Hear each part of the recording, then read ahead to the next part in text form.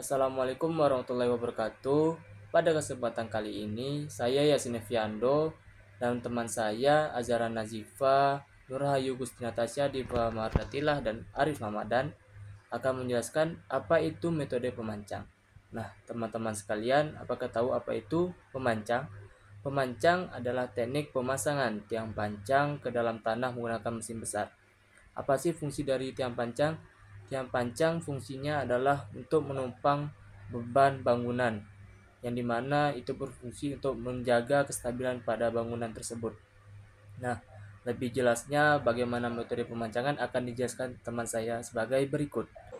Dimensi tiang pancang yang dipilih berukuran 40 kali 40 cm karena cukup umum dan relatif standar untuk suatu konstruksi apartemen. Adapun karakteristik tiang pancang yang berukuran 40 kali 40 cm, yang pertama itu kesesuaian struktural. Di sini disebutkan bahwa cocok untuk bangunan bertingkat tinggi, mampu menahan beban berat apartemen, sesuai untuk konstruksi dengan ketinggian 10-20 lantai. Yang kedua itu ada faktor pendukung keamanan. Di sini disebutkan memiliki kapasitas dukung yang sangat baik, mengurangi risiko penurunan bangunan, efektif untuk berbagai jenis kondisi tanah. Alat yang digunakan untuk memasang tiang pancang yaitu hidrolik statis. Adalah sebuah alat yang digunakan untuk memancang tiang ke dalam tanah dengan menggunakan sistem hidrolik.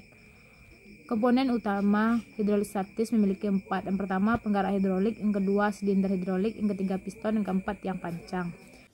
Selanjutnya, pemasangan tiang pancang dengan dimensi 40 kali 40 dengan metode hidrolik statis file dilakukan dengan cara menekan tiang pancang ke dalam tanah menggunakan tekanan hidrolik tanpa menimbulkan getaran dan suara bising. Berikut adalah proses pemasangannya. Pertama, persiapan lokasi.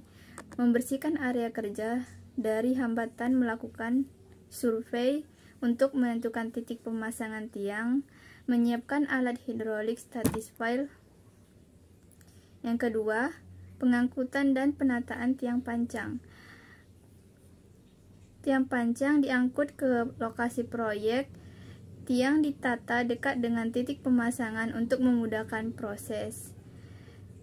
Ketiga, posisi dan penyesuaian alat. Mesin hidrolik statis file diposisikan di atas titik pancang pertama. Alat dikalibrasi dengan posisi pemasangan tegak lurus. Yang keempat, pemasangan tiang pancang. Tiap pertama diangkat dan ditempatkan di posisi yang ditentukan. Alat hidrolik statis file menekan tiang secara bertahap ke dalam tanah menggunakan beban dan tekanan hidrolik. Jika tiang belum mencapai kedalaman yang diinginkan, dilakukan penyambungan dengan metode las atau sambungan mekanis. Kelima, pengecekan dan finalisasi. Setelah tiang mencapai kedalaman yang ditentukan, dilakukan pengecekan tegak lurus dan daya dukungnya. Proses diulang untuk tiang pancang berikutnya sesuai dengan desain konstruksi.